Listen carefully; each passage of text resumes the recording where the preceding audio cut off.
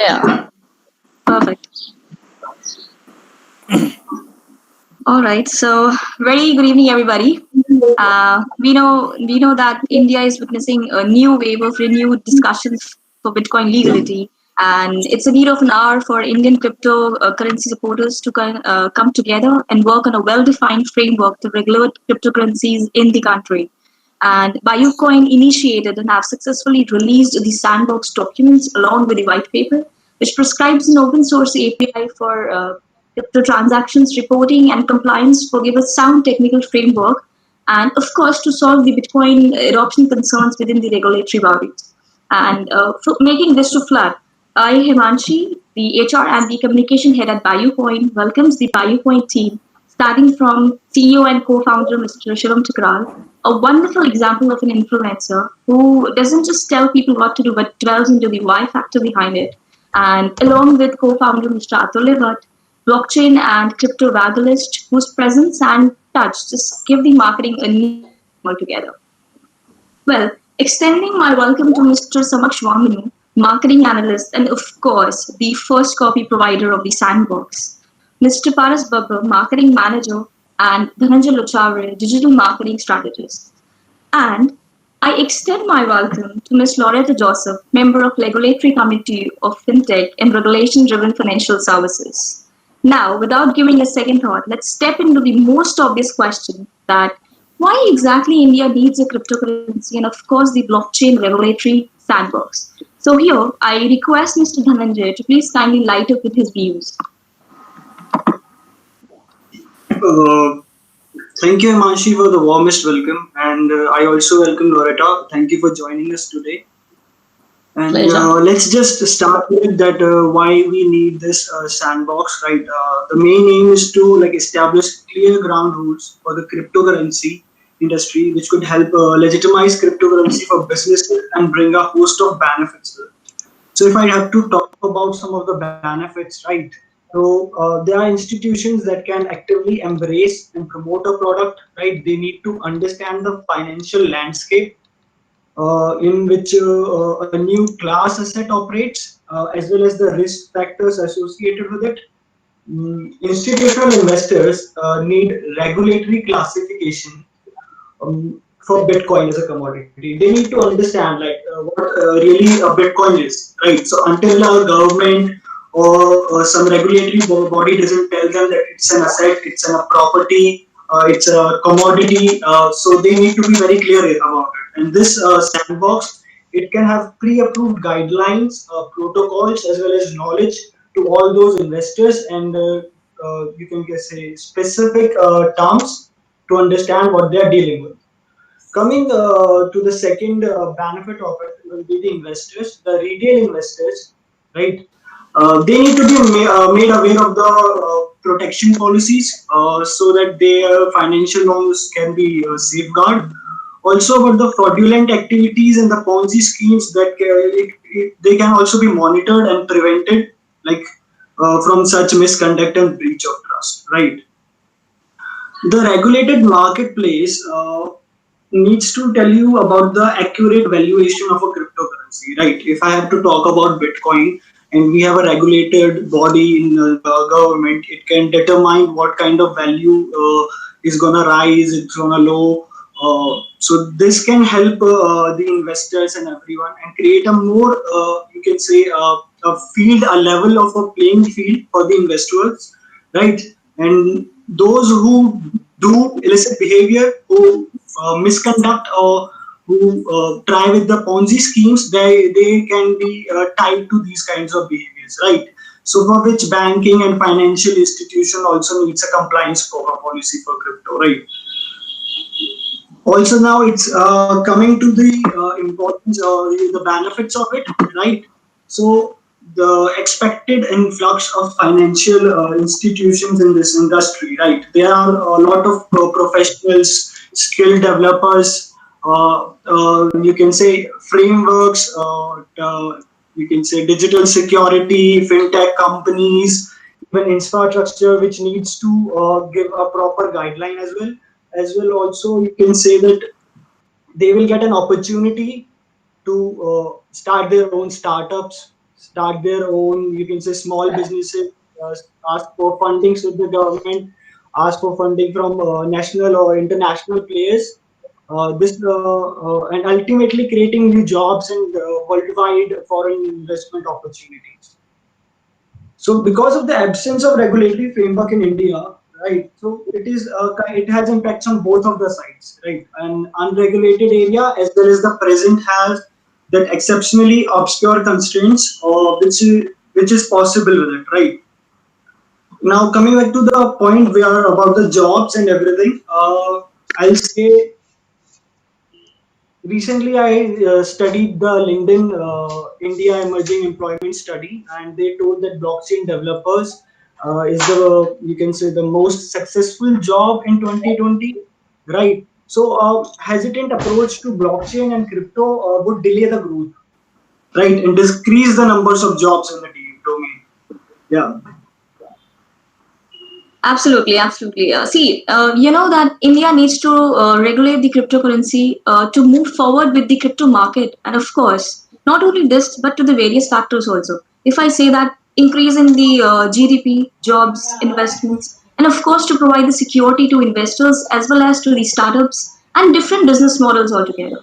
So here the main thing is that if we compare it to the global market, so what do you guys think the current scenario is? So I mean, any insights from anybody? Loretta, would you like to add something here? Yeah, so hello everybody. Thank you for having me. My name is Loretta Joseph. I've been, I was a derivative trader for probably longer than most of you were actually been on this earth. So for the last 30 years, I've been a derivatives trader. I've been writing regulation around digital assets and cryptocurrencies since 2014. I got my first Bitcoin at $40. Which was a long time ago. I wish I had bought more. So I've been advising many governments, many large international organisations and a number of central banks on digital assets, cryptocurrencies, and the regulation of these. I think for India it's important because you have a population where half the population were born after 1991. You have an incredibly tech-savvy population. But I think the issue is, and I found it for the number of years that I've been doing blockchain, I code as well, I'm 51, is that the education piece, technologists are not policy writers and policy writers are not technologists. So I welcome your coming together, and I've been working on this in India since 2016. I'm not new to the market. I ran 2 banks in India for the good part of a decade. I understand India very well. I understand financial markets very well, and I understand the blockchain technology and the applications well. So I think the problem that I see with regulation is that had Bitcoin been called Zen token by the protocol developers, we wouldn't be sitting in this kerfuffle right now. Because I've done, when I first wrote regulations in Australia, I was the chairperson of the Australian Digital Chamber of Commerce. I looked at blockchain before I actually looked at Bitcoin, and I built a clearing and settlement system for a securities exchange that took clearing and settlement from T+3 to T. Now, I looked at the technology, not so much the application.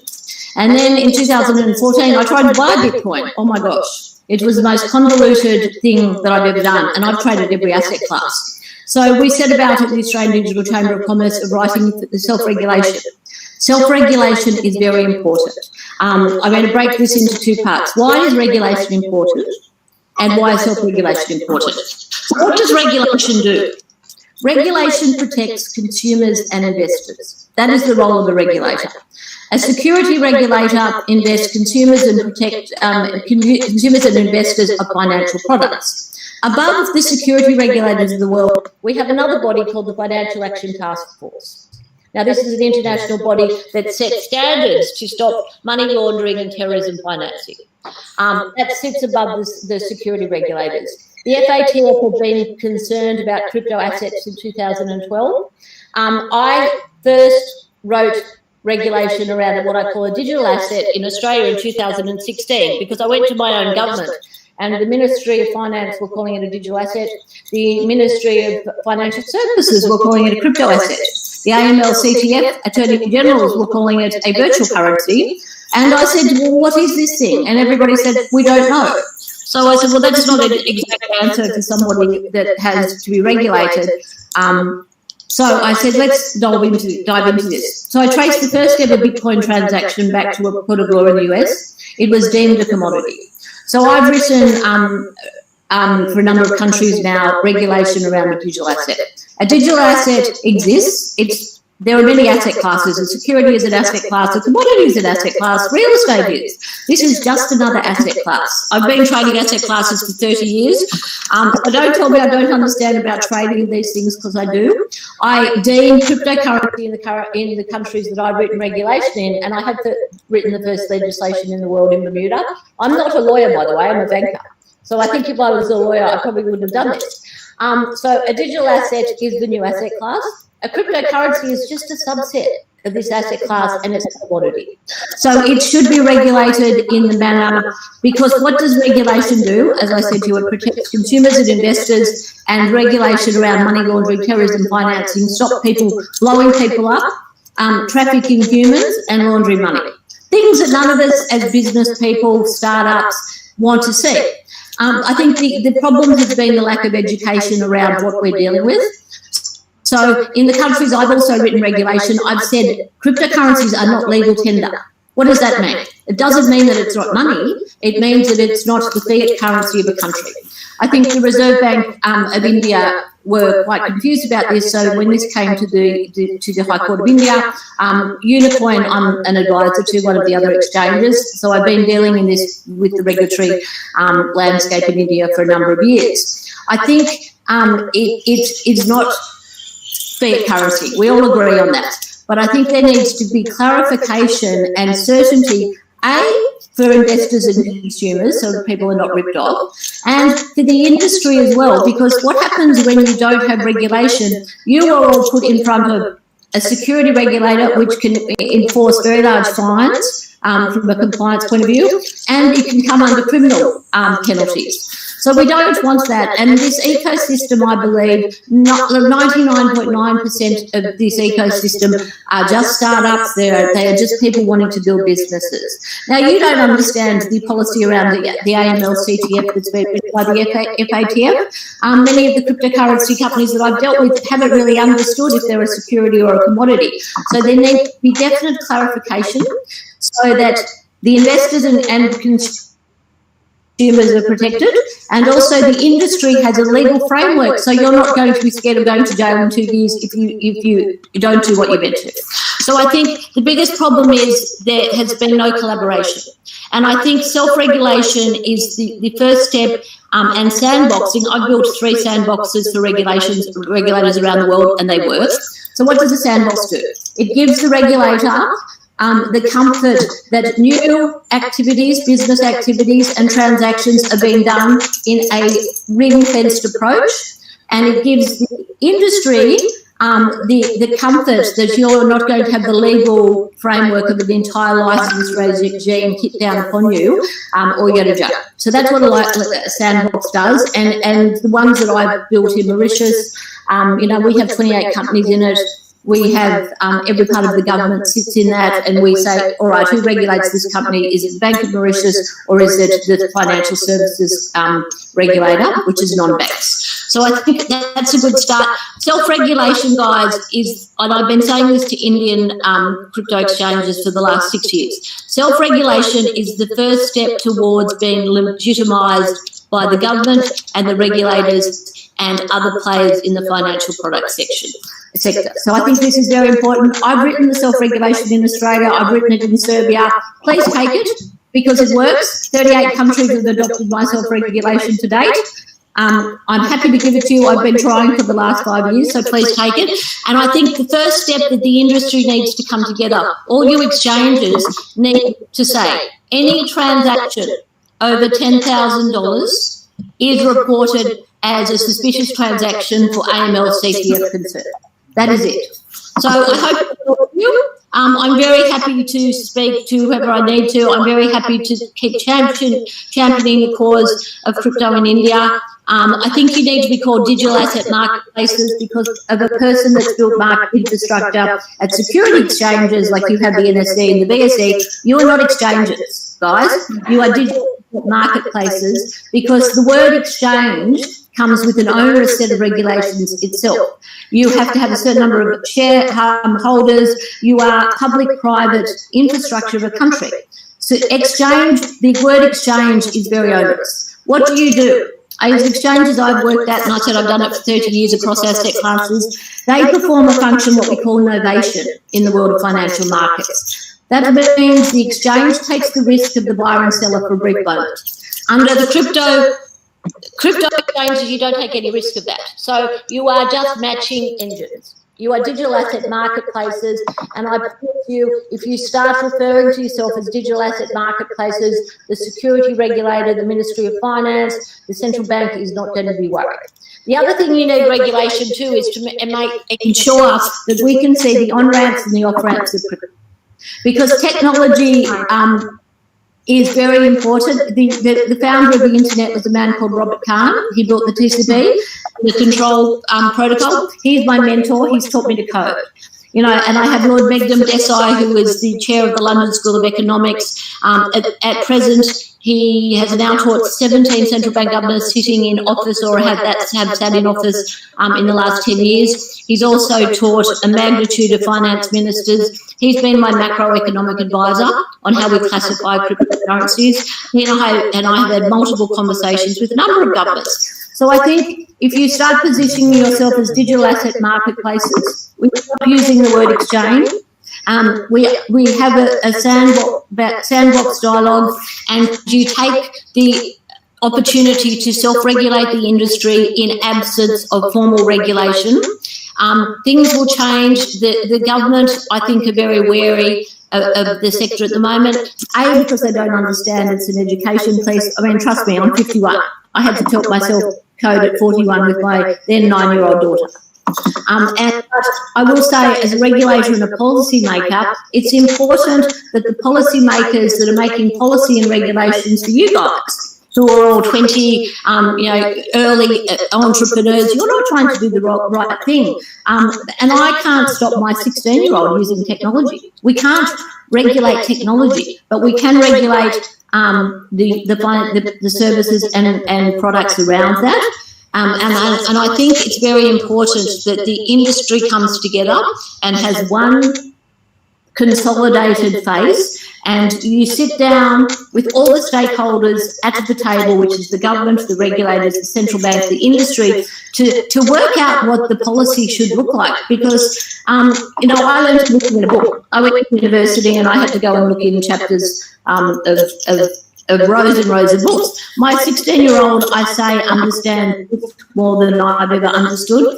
But the other thing about regulation, and I think the Indian regulators are very worried, is that you're selling financial products to retail investors and they don't understand risk. My argument is that millennials actually understand risk better than we ever did because we have technology.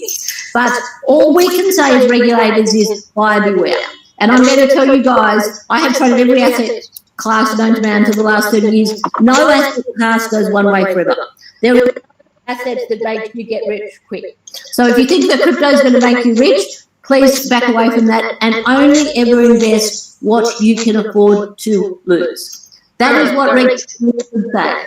Correct. So I guess this pandemic was here to make all the possible industry sectors and small and big ventures to unite and to show some power of people, of course. And we openly invite each and every crypto supporter in India to help us take this initiative into the another level, right? And so let's hear from Mr. Samaksh that what best the Sandbox offers, right? So I can just say that whatever Loretta said, I'm just going to add to it. Samaksh, you're not audible. Oh, technology. Oh, so I can just only say that whatever Loretta said, I truly believe in that. That is the way to move forward for us, for the Indian crypto industry. And the framework we are trying to build is basically involving every other stakeholder that has to be in the Indian crypto space. So that can be the exchanges, you said marketplaces. So we are sticking with the old terms for now.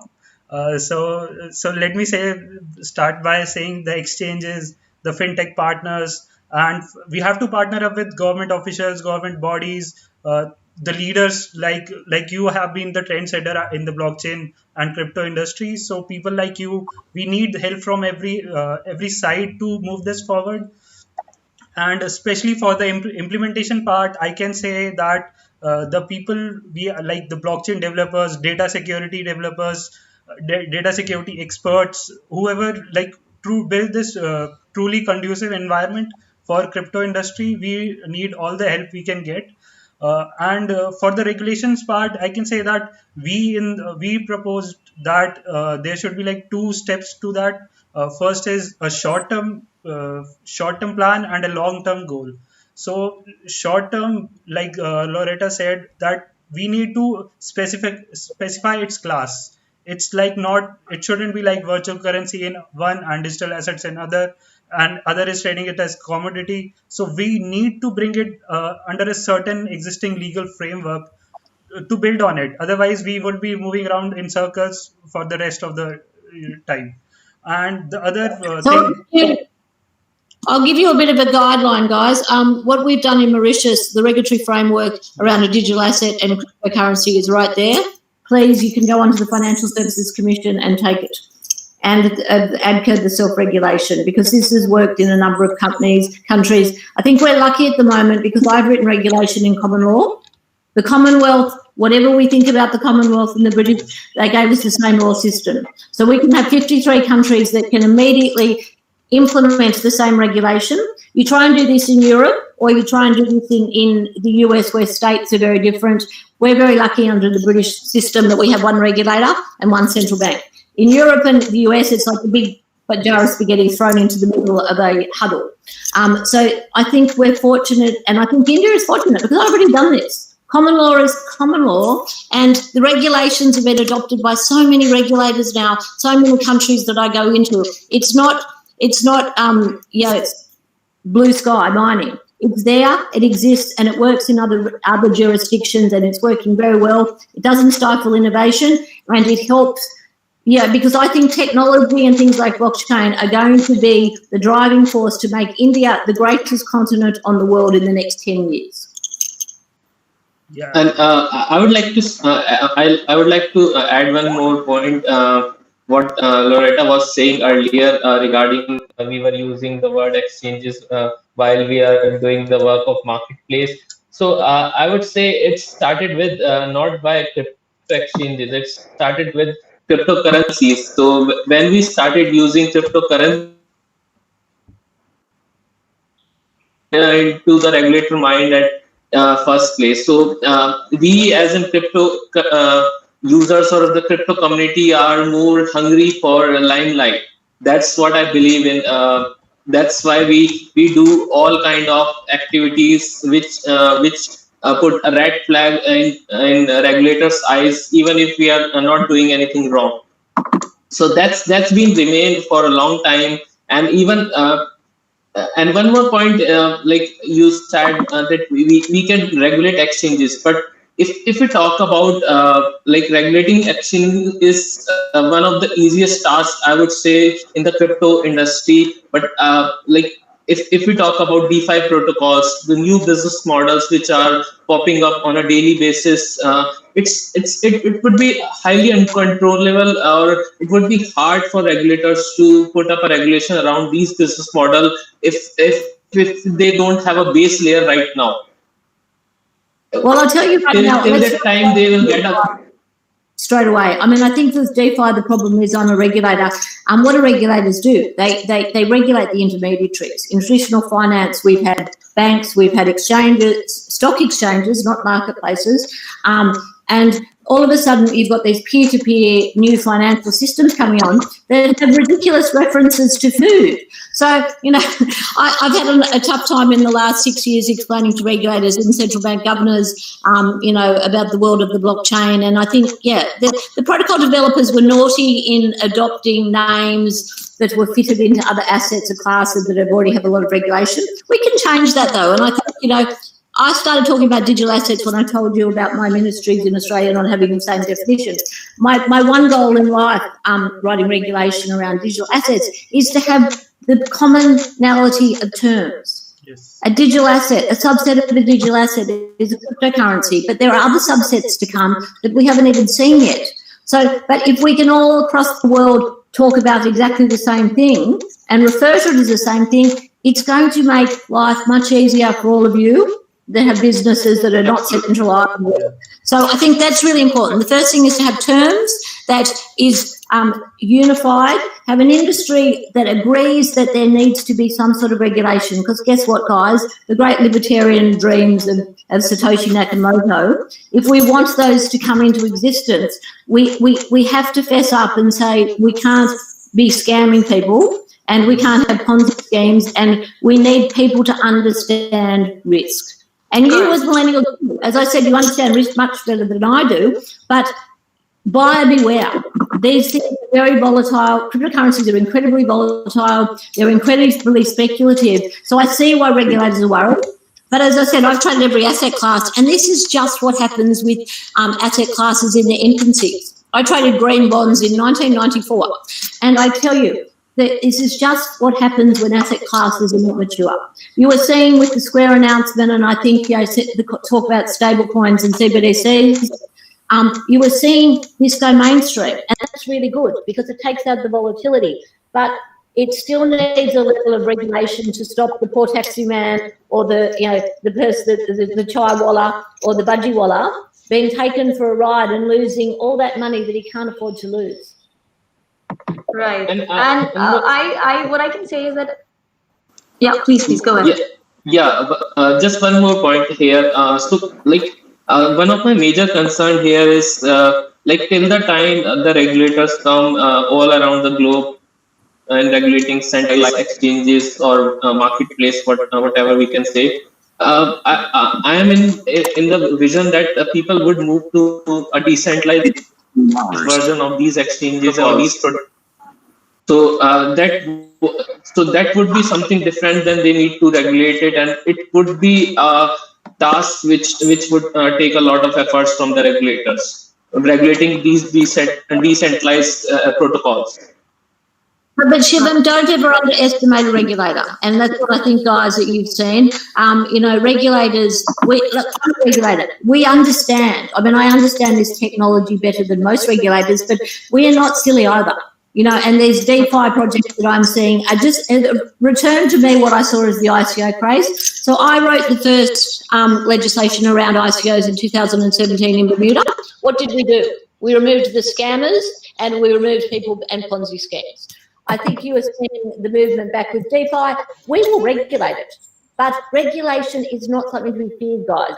Regulation is good because it protects you as the business owners and it protects the investors and the consumers. We're not bad people. As I said, regulation is put in place to protect, and none of us want to see people launder money. None of us want to see terrorists blow up countries. None of us want to see humans being trafficked.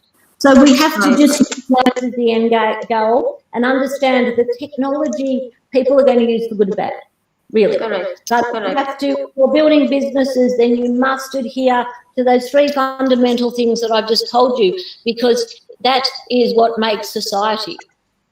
No, I agree with Yeah, please. So on this, I would like to add, from what I understand, there are 2 points.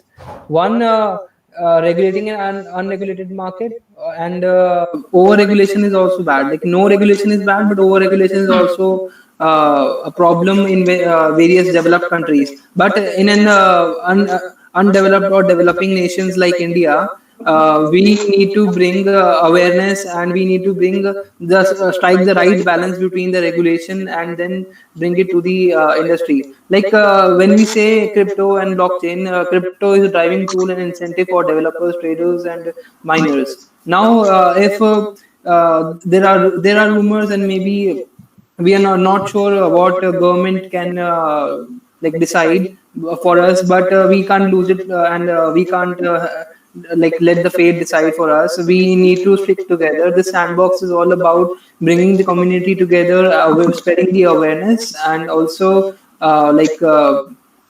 striking the right balance and helping the government in what they need with the regulation, and also like we come together and help the consumer be aware about like various scams, policies, and like how they need to trade, spreading the awareness around that. And the issue I see in India is because I'm going to do this trade. You have many of these international exchanges, marketplaces, I will still refer to them because I will change your language about this. They are trading financial products. Derivative, I'm a derivatives trader. Black and white, there is no grey in this. They are financial products. If you're offering them to the retail market, then yes, you have an absolute obligation to make sure that people are not doing things they don't understand and they don't understand the risk. That is the concern of regulators globally, and that is the concern of the regulators in India. So I think that's a very important thing to do. Don't close your eyes and say that things are, that everybody's doing the right thing. But when the majority do the right thing, the consensus mechanism is a very good thing. And as I said, you're very right. No regulation is very bad because people will rip people off. You will get Ponzi schemes and you will get scammers. Over-regulation is definitely not good. But regulators, most regulators in the world, they're struggling to keep up with technology. Don't blame us, but technology and innovation, of what I've seen in the last 10 years, is leaping so quickly. I mean, I just finished writing regulations around digital assets, and now all of a sudden I'm faced with decentralized financial assets. Oh, goodness. And I understand it better than most. So you can't, please don't blame us regulators, because we have a lot of other things to do other than just regulate crypto.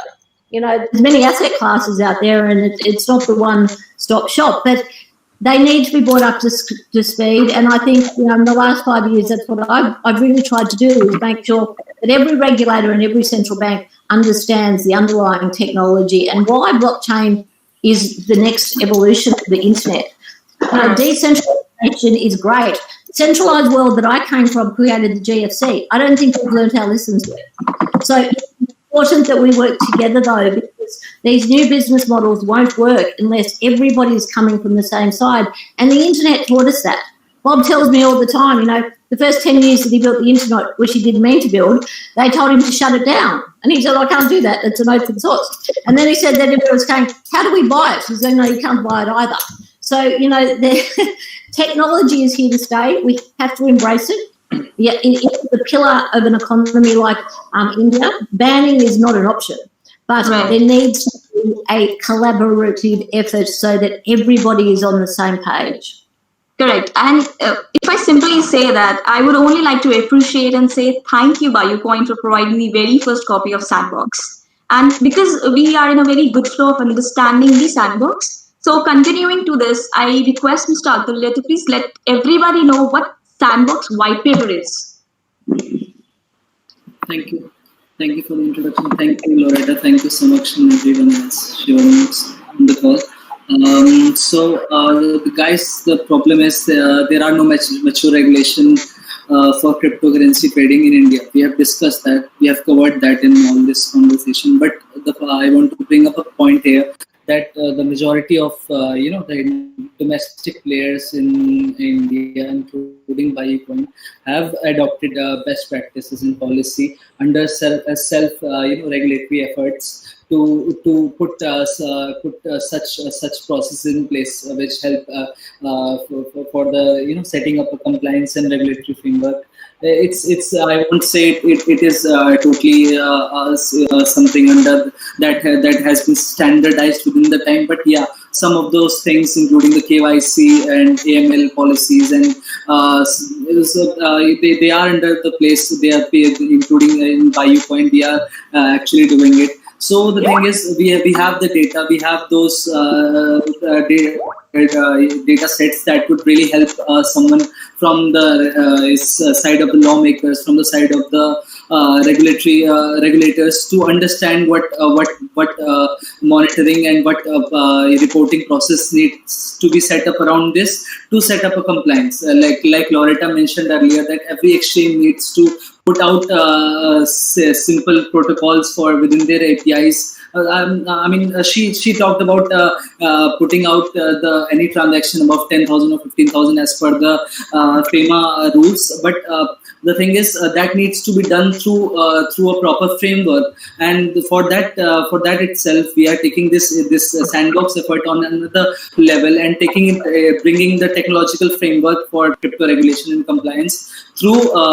an open source API, REST API for cryptocurrency transaction happening on any cryptocurrency platform that is allowing Indian users to trade on their platform. So this needs to be put in clear that this API won't be a centralized framework. It would involve the self-regulatory organization and people from the government and the regulator side, and also from the industry to put up to decide and fix the protocols that put the technology forward. And we need to develop a secure and robust technology for this cryptocurrency transaction reporting. And these compliances will really help in setting up, because it's already there. The problem is it's already there. We are already doing it. Even Buyucoin is doing it. Any other exchange that are doing it on the front, they are having the KYC policy. But I'm not sure if the regulators are aware of that. And even if they are aware of that, they don't have any access to that data. So to put up this technological framework within the scope of the Indian crypto ecosystem would really help us to pitch a certain solution that would really help this sandbox framework to work on a real-time basis, on a constant monitoring basis, and also it would really help the end users benefit from the safeguard that we can put into those protocols. So on that, you should guys know the FATF came up with a ruling this year that talks about understanding the beneficial ownership of any transaction. So in the traditional finance system, we have something called SWIFT. They have effectively said, and every country will have to conform to this by June next year. So all the exchanges must understand who's the beneficial owner and who. So on both sides of a transaction, there are systems that the FATF are testing. There's a company called Shift Networks and Binance. I think Coinbase. There's several large exchanges are adopting this because that will make the reporting and the AML-CTF enforcement. The Financial Action Task Force are putting pressure on governments to make it much easier to do. So I think that's an important first step, as that the exchanges work together to have a solution that does actually fit into the FATF requirements of every crypto exchange by June next year, and every country that's a member of the FATF, including India. Right. And I'm amazed that how deeply the thought went. You can see that every single important aspect is there and thoroughly have done to make it work, right? So here I am very keen to know from Mr. Thakral about the sandbox and its potential. So can you please light us the views on this?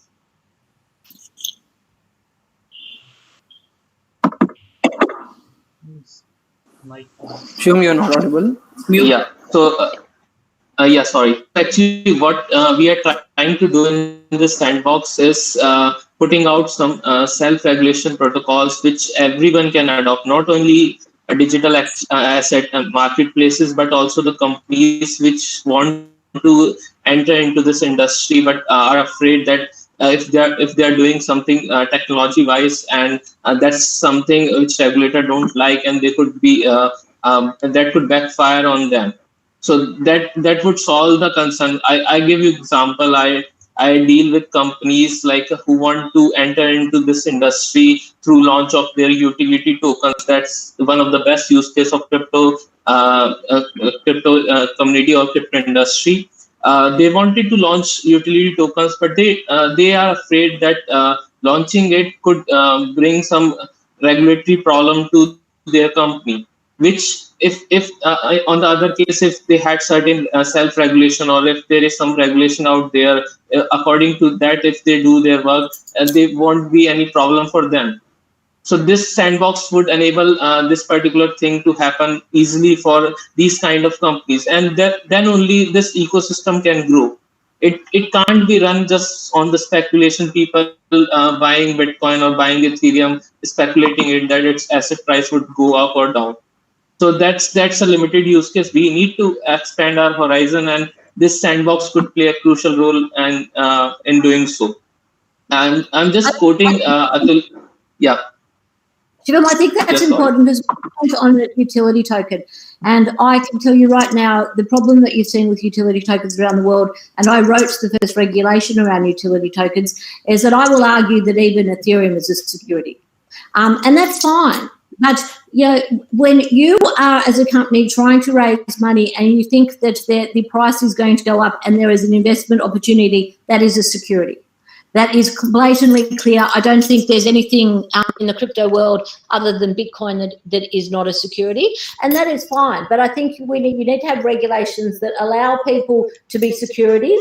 And then my regulation, I think these hybrid models come because Facebook, when Facebook started in 2004, did they think they'd build Facebook? No. So I think what you're getting will be these utility tokens that start their life to just raise money and use the ecosystem like a digital crowd fund to go and make money. But then you might turn into a utility. You might be the next Facebook. And I think that's what's the exciting thing about this ecosystem, that the Googles and the Facebooks came out of the dot-com bubble in 2002. This is no different. So once this is legitimised and people can understand they're not doing the wrong thing, but they're just categorised into a certain section under the legal framework, which you already have under the Corporations Act and the Security Act in India, that is fine.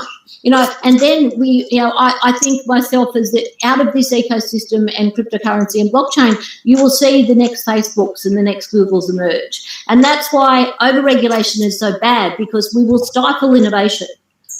If you ban or over-regulate, you stifle innovation. But no regulation means that the ecosystem is not helping the average person on the street. I'm talking about the bungee wallers and the fruit, the chai wallers, to understand that they have risk. And I think that's the problem in India, is if you are marketing to a retail base that does not understand their risk, it's a big, big problem.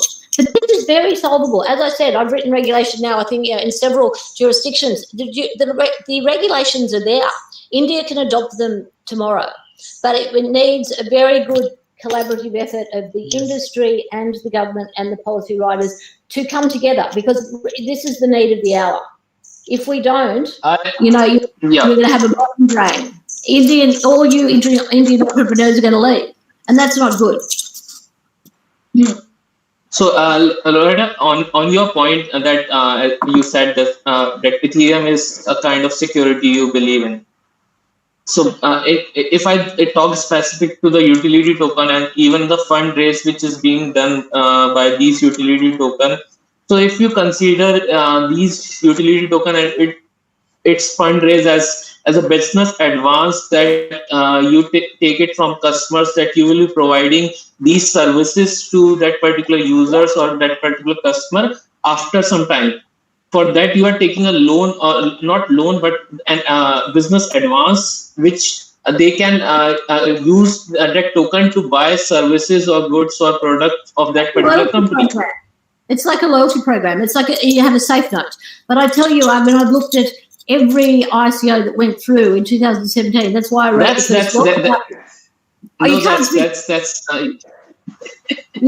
what did Ethereum do? They created Ether.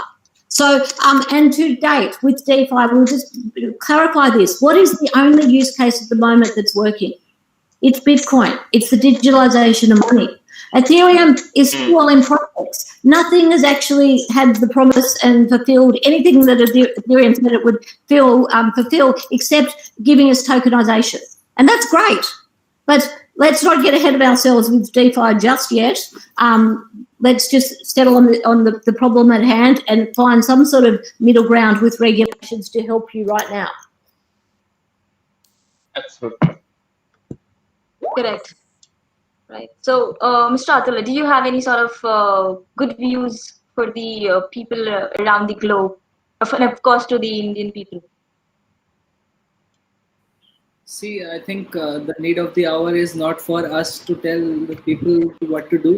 It's for them to tell that they really need it, and that's what's actually happening. We are in touch with the people from the different aspects of the cryptocurrency community, and they are actually very supportive. And it's a unanimous opinion. Everybody wants crypto regulation. They want it to be regulated. They want mainstream adoption to come, and it can only come as Dhananjay has already enlightened us on why we need to regulate it. Most of the people who are really into cryptocurrency and as not only as a investment tool or just as a means of earning money, it could be that they could have been using it for that, but they also understand right now the cryptocurrency investor audience has gotten smarter, and we have seen a lot of awareness that has been created around crypto. People really understand things well, but new people will come up, and those new people will be knowing those things that they already know. But that needs to be put up through very clear messaging and through very clear efforts for raising awareness, and that can happen because it already happens for any other asset class. If you talk about stock market or mutual fund or bonds or any SIP or whatever, it is. I think that's a good point. But as I said, when I first started trading bonds in 1991 on a trading floor with a piece of paper and a pencil, I didn't have technology. And then, I would be arbitraging across asset classes. This has existed for a long time. Arbitraging and trading markets is not new to crypto. What is new, though, is the technological advancements of the instantaneous ability to arbitrage. But what you guys are doing is not new. We've done it for 50 years, and we were all regulated in what we did in financial markets. It's no different. You can't run away from it, and it's a good thing because it protects you. So we all know how to trade very well. I think that's sometimes the issue is that all of the technologists and the crypto traders don't understand that people were doing arbitrage back in the day with our hands and a piece of paper. Had we have had the technology at our fingertips, we would have been a hell of a lot more efficient and faster. But what you're doing is not new. It's not. The technology is new, but the actual the trading mechanisms of what's happening has been around for longer than I've existed. I agree on that. I agree with you on that. Right. So because guys, we are actually having a short of time today. So to end this with a final note, we have covered half of for the ground of the regulatory sandbox with the help of Samaksh. He is the marketing analyst at BioPoint, and we are looking forward to the roadmap to available, which is going to be available at the biopoint.com/sandbox. And thank you so much, everybody. Thank you, Mr. Thakral, Mr. Atulya, Loretta. Thank you so much, all the speakers. And we are ending this. We are ending this, but we are inviting the whole Indian blockchain ecosystems to participate and to start the regulate crypto, right? And I request everybody to please stay tuned for the upcoming activities and the panel discussions that we're going to have. And you will get the updates in every social platforms of the BioPoint. Thank you. Thank you, everybody. Hashtag we're all in this together. Perfect. Hashtag crypto. Yes. Regulate crypto. Great. I think that was wonderful, and I would especially thank Loretta and Shivam and Atulya for being with us. And sure, if we come together, we'll learn and grow together, and also lead to a crypto regulation in India. So let's see what happens, and we are excited about this. And anything else, if anyone would like to conclude? Just last thing I would like to conclude here by quoting Loretta here regarding that this technology is moving so fast that regulator can't keep up on their own because they have a lot of other tasks to do. So think what we are doing here with the sandbox could play a crucial role because we are into this industry. We are working 24 hours into this particular market and in technology also. So So we understand how these things work. So it would be not that hard for us to tell it into a piece of paper and give it to the regulator that this thing works like this and you can regulate in this particular manner. Otherwise, if regulator go by their own, they have to understand from starting from scratch how these things work, and then they can think how we can regulate. So Shivam, that's called RegTech, and I would welcome you all to put in RegTech proposals because I think that you'll be able to do regulation with code very soon. So this is very important, but RegTech is very important. So start the white paper and say that we welcome to help regulators with RegTech. Perfect. Absolutely. Yeah. Thanks. All Lorena. right. Thank Thanks, you, everybody. Yeah. Bye. Namaste.